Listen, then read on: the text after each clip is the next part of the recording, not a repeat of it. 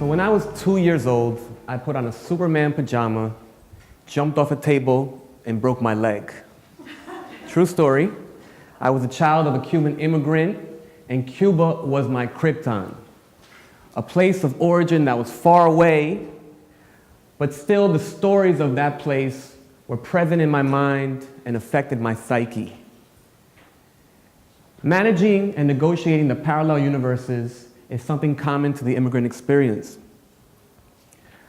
When, as a child, I had to negotiate these two worlds, I was figuring out the stories, what it meant to me, and what it meant to my life coming back into Brooklyn where I was being raised. It formed my identity. It was important. And when forming your identity is also, I found that forming your identity also has a crisis.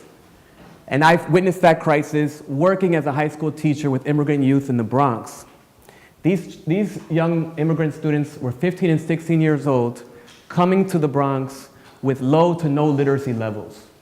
They were in a crisis. It was my task to figure out how to prepare them to find a level of empowerment and develop their communication skills to maneuver their new society. I introduced comics. Comics worked to give them an access to the universe of story. They were able to empathize with characters from other countries, other planets, and even other universes. It allowed me to introduce important topics such as trauma, and for them to start to even visualize trauma as kryptonite and as a way to understand their trauma as an experience that activated their superpower. They were even able to use comics to project future situations.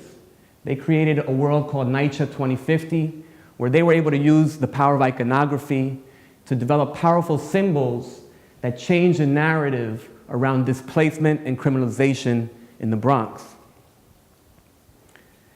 This crisis zone, they were able to find a way to feel less powerlessness. They were able to use the comic medium to not only piece together their past, their origin story, but begin to have a language to construct a new identity in the new world that they were in. My research on Cuban comics has taken me down to work with Cuban comic archivists and also comic creators.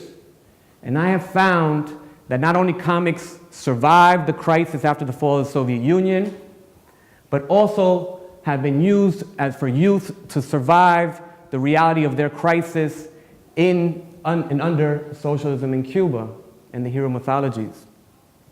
This crisis, okay, thank you very much.